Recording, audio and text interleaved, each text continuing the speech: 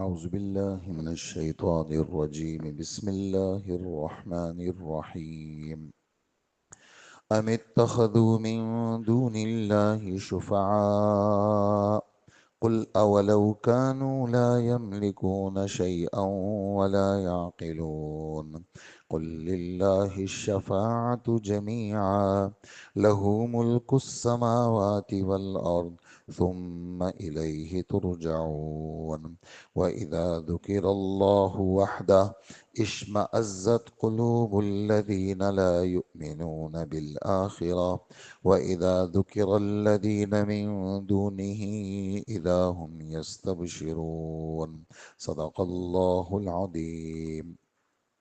سورہ زمر کی 3 آیتیں آپ حضرات نے سنی، آیت نمبر 43، 44 اور 45۔ ان آیتوں میں اللہ جل جلالہ کا بالکل مستقل بذاتی ہی ہونا اور اللہ جل جلالہ کے علاوہ جتنے بھی غیر ہیں ان سب کا اللہ کا محتاج ہونا اس کا بیان ہے کہ دنیا بھر کے جتنے بھی کافر بت پرست، بتوں کو سجدہ کرنے والے، اللہ کے غیر کو پوجنے والے، وہ سارے کے سارے نظریہ رکھتے ہیں، یعنی اس زمانے کے کافر۔ اس زمانے کے کافر تو نعوذ باللہ خدا کو نہیں مانتے، اور جتنا جتنا آدمی ماحول سے دور رہتا ہے اس کو کائنات کا خود بخود ہونا کہ بھئی کائنات خود بنی ہے اور اس کا نعوذ باللہ کوئی بنانے والا نہیں ہے، جس کو دہریہ کہتے ہیں۔ دہریہ وہ کہتے ہیں زمانے میں، دہر زمانے کو کہتے ہیں، لفظ دہر زمانے کو کہتے ہیں کہ کچھ بھی بنا ہے یا خود بخود بنا ہے اور اس کا بنانے والا کوئی بھی نہیں ہے، نعوذ باللہ۔ یہ ماحول سے کٹنے کے نتائج، جب آدمی اپنے بڑوں کے پاس نہیں ہوتا اور اپنے بڑوں سے پوچھتا نہیں ہے اور اپنے بڑوں سے بدگمان ہو جاتا ہے، تو یہ بھی کافروں کی ایک زبردست چال ہے کہ لوگوں کے دلوں میں اہل علم، حفاظ، علماء، ان کی بے قدری ڈالنا، ان کی نفرت ڈالنا، تاکہ لوگ مسجد سے کٹیں، علم والوں سے کٹیں، قرآن والوں سے کٹیں۔ تو جب یہ علم سے، قرآن سے، مذہب سے کٹیں گے تو پھر وہ اپنے رخ دکھائیں گے کہ بھئی دنیا میں جو کچھ بھی ہے یہ سب کچھ خود بخود ہے، حالانکہ کائنات کا ذرہ ذرہ اللہ کے وجود پہ دلالت کر رہا ہے۔ فارسی کا ایک شعر ہے، اس کا ترجمہ ہے کہ یہ جو درخت کے سبز پتے ہیں، ایک ایک پتے کو اٹھا کے دیکھو، وہ لا الہ الا اللہ کی گواہی دیتا ہے۔ ایک ایک پتے کو اٹھا کے دیکھو، برگ درختان سبز در نظر ہوشیار، ہر ورق دفترست معرفت کردگار۔ یہ فارسی کا شعر ہے جس کا میں نے آپ کو ترجمہ کیا کہ یہ جتنے بھی درخت ہیں اس کا ایک ایک پتا لا الہ الا اللہ کی گواہی دیتا ہے۔ تو اس زمانے کے کافر اللہ کو مانتے تھے لیکن اللہ کے ساتھ غیر کو شریک کرتے تھے، اور اس زمانے کے کافر وہ اللہ کو بالکل نہیں مانتے۔ تو اللہ جل جلالہ فرماتے ہیں کہ دنیا کے وہ کافر جو بتوں کو مانتے ہیں، غیروں کو مانتے ہیں اور غیروں کو سجدہ کرتے ہیں، اور ان سے جب پوچھا جائے کیوں کرتے ہو تو وہ کہتے ہیں کہ جی یہ ہمارے سفارشی بنیں گے اللہ کے پاس۔ تو اس کا اللہ پاک جواب دے رہے ہیں کہ جن کو تم سفارشی بنا رہے ہو کیا ان کے پاس اختیارات ہیں؟ اور اختیار کے لیے عقل کا ہونا ضروری ہے کہ نہ اختیار ہے ان کے پاس نہ عقل ہے ان کے پاس۔ تو آپ اعلان کر دیجئے کہ سفارش اگر کوئی کرے گا بھی تو وہ اللہ کے حکم کے بغیر نہیں کر سکتا۔ آیت الکرسی میں ہم ایک ٹکڑا پڑھتے ہیں، کیا؟ من ذا الذی یشفع عندہ الا باذنہ، کون ہے جو اللہ کے ہاں اللہ کے حکم کے بغیر سفارشی بنے؟ کون ہے جو اللہ کے ہاں اللہ کے حکم کے بغیر سفارشی بنے؟ ایسا کوئی بھی نہیں ہے۔ جس کو اللہ، ہمارے نبی سفارشی بنیں گے۔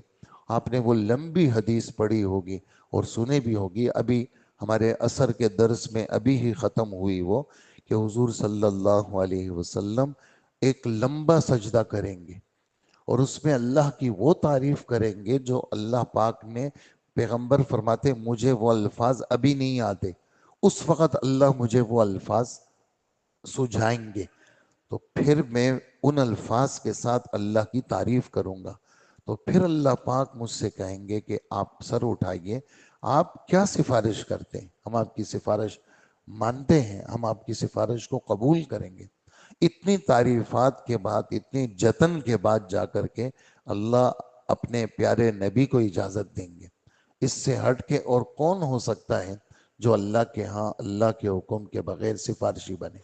تو آپ اعلان کر دیں کہ سفارش کا سارا اختیار صرف اللہ کے پاس ہے، اور سفارش تو ایک معمولی سی چیز ہے، آسمان اور زمین اور جتنی سلطنتیں ہیں وہ بھی صرف اللہ کی ہیں، اور تم جتنے دنیا میں جی رہے ہو، جن کو ہم نے عقل دی ہے، تم سب ہمارے پاس آؤ گے، تم میں سے کوئی بھی ہم سے نہیں چھوٹے گا۔ گویا کہ آپ نے دیکھ لیا ان دو آیتوں کے اندر کہ پورا پورا اختیار اور سب کچھ ہوتا ہے، کس سے ہوتا ہے؟ اللہ سے ہوتا ہے۔ یہ پورے قرآن کا سبق ہے، آپ روز سنتے ہیں کہ ہمارے قرآن کا سبق ہے، اس لیے ہماری سب سے درخواست ہے قرآن کو روز پڑھا کریں۔ ہاں، ناغے نہ کریں اس میں، جیسے کھانے میں ناغا نہیں ہے، سونے میں ناغا نہیں ہے، کوئی بھی نہیں کہے کہ بھئی میں بالکل نہیں سویا، نہیں، سوتے ہیں لوگ، نہاتے بھی ہیں، کپڑے بھی بدلتے ہیں، اور کھاتے بھی ہیں، پیتے بھی ہیں، ہر چیز کرتے ہیں، قرآن کو ہاتھ نہیں لگاتے، اس میں چھوٹ جاتی ہے، تلاوت چھوٹ جاتی ہے، اور صرف یاسین پہ اکتفا کرتے ہیں۔ قرآن روز پڑھیں، اس کو اپنے سینے کے ساتھ لگائیں، اور اس کو غور کے ساتھ پڑھا کریں۔ ہر فرد سے خطاب ہے، قرآن پاک کا جو خطاب ہے وہ کس سے ہے؟ ہر فرد سے ہے۔ ایسا نہیں ہے کہ جناب کوئی ہوائی بات ہے، ادھر ادھر ماری جا رہی ہے، نہیں، ہر فرد سے خطاب ہے۔ جو پڑھے گا وہ یہی کہے گا کہ اللہ مجھ سے کہہ رہے ہیں، اس نظریے کے ساتھ پڑھیں۔ اس لیے علماء لکھتے ہیں کہ جب تمہیں اللہ کی باتیں سننی ہو تو کہا قرآن پڑھا کرو، اور جب تمہیں اللہ سے باتیں کرنی ہو تو نماز پڑھو۔ نماز میں تمہاری گفتگو اللہ سے، اور قرآن خدا کی گفتگو تمہارے سے۔ تو یہ دونوں باتیں ضروری ہیں کہ آدمی اپنے محبوب سے بات بھی کرے اور اپنے محبوب کی باتیں بھی سنے۔ تو اس لیے تم سب کو وہیں جانا ہے، اللہ کے پاس۔ اور کافروں کا رویہ کیا ہے؟ آخری آیت، کافروں کا رویہ یہ ہے جب ان کے سامنے غیروں کی تعریف ہو، بتوں کی تعریف ہو، غیروں سے ہونے کو بیان کیا جائے، دیکھا فلانے، یار فلانا ایسا ہے، تو آنکھوں میں جو یعنی زبان سے رال ٹپکنے لگتی ہیں، آنکھیں ایسی کھلی کی کھلی رہ جاتی ہے، ہم اچھا وہ ایسا ہے۔ اور اللہ کی قدرت جب بیان ہوتی ہے تو ان کے دل ایسے منقبض ہو جاتے ہیں، غمگین ہو جاتے ہیں، پیشانی پہ بل آ جاتے ہیں۔ یہ کیوں اس طرح کہتے ہیں کہ اللہ سے ہوتا ہے؟ اور جب غیر کا تذکرہ ہوتا ہے تو کھل جاتے ہیں، خوش ہو جاتے ہیں۔ تو ایمان والوں کا معاملہ عکس ہونا چاہیے، جب غیروں کا تذکرہ ہو کہ بھی غیر سے ہوتا ہے تو طبیعت پہ بوجھ آنا چاہیے، اور جب اللہ کا تذکرہ ہو تو طبیعت کھل جانی چاہیے۔ اس وجہ سے لا الہ الا اللہ کی ترغیب ہے کہ بھی کہا کرو اور اللہ کی قدرت کو بیان کرو کہ اللہ کتنے بڑے ہیں۔ خود اللہ پاک فرماتے ہیں افلم ينظروا الى السماء، لوگ نہیں دیکھتے آسمان کو، ہم نے آسمان کو کیسا زبردست بنایا، ہم نے کیسے چاند سورج ستارے بنائے، ہم نے لوگوں کی کیسی کیسی ضروریات پوری کی، ہم نے ساری مخلوق انسان کے تابع دار بنائی۔ وہ اللہ جس نے سب کچھ تمہارے لیے بنایا، اور وہ اللہ تمہیں اللہ نے اپنے لیے بنایا۔ تو یہ ہمارے رب کی باتیں ہیں، اللہ ہمیں ان باتوں کا یقین نصیب فرمائے، اور اللہ پاک اختیارات صرف اللہ کے ہیں، اللہ اس کا یقین ہمارے دلوں میں راسخ فرمائے، اور ہم سب کو اللہ کے پاس جانا ہے۔ یہاں کیا کرنا ہے؟ یہاں اللہ کو راضی کرنا ہے، اپنی ذمہ داریوں کو پورا کرنا ہے۔ ذمہ داری کیا ہے؟ دین پر چلنا، اپنے عقیدے کو ٹھیک کرنا۔ ذمہ داری کیا ہے؟ اپنے عمل کو سیدھا کرنا۔ ذمہ داری کیا ہے؟ اپنے اخلاق کو ٹھیک کرنا۔ ذمہ داری کیا ہے؟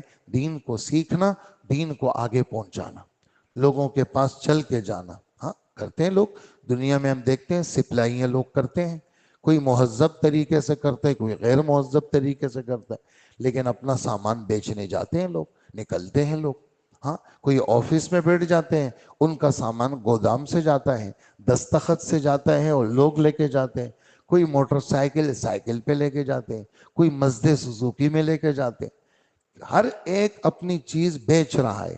تو سب سے قیمتی چیز ہمارے پاس دین ہے، اس کو پہنچائیں. ہر ایک اپنی چیز بیچ رہا ہے، دنیا کے پیسے لے رہا ہے. ہم اپنا دین پیش کریں اور لوگوں سے کچھ نہ مانگیں کہ بھئی یہ اللہ رسول کی باتیں ہیں، یہ لے لو اور اپنی زندگی کو سنوار لو. تو یہ اپنی ذات پہ محنت کرنا بھی ذمہ داری، اور دوسروں تک اللہ کی بات پہنچانا یہ بھی ہم سب کی ذمہ داری ہے. اللہ پاک ہمیں ان باتوں کا یقین اور عمل کی توفیق عطا فرمائے. دیکھ لیجئے، ام اتخذوا من دون اللہ شفعاء، بھلا کیا ان کافروں نے اللہ کی اجازت کے بغیر کچھ سفارشی گڑھ رکھے ہیں؟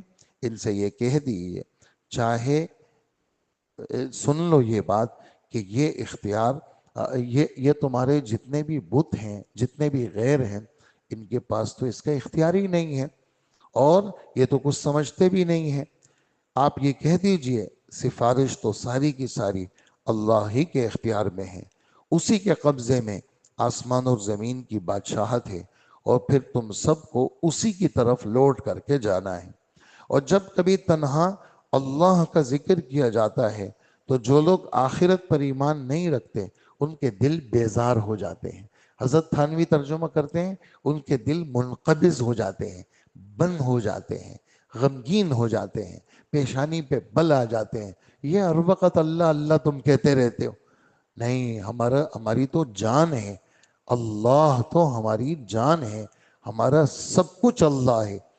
اسی وجہ سے حضرات کہتے ہیں کہ بھئی زبان سے بھی کہو اور نیچے دیکھ کر کے دل پہ بھی یہ سوچو کہ میرا دل اللہ کہہ رہا ہے. اور دل کی ہر دھڑکن میں تمہاری یہ سوچ ہونی چاہیے کہ صرف اللہ ہے. سوچا بھی کرو، پڑھا بھی کرو، کہا بھی کرو، اور اپنے دل پر محنت بھی کیا کرو تاکہ اللہ کے نام کے ساتھ تمہارا رشتہ مضبوط رہے.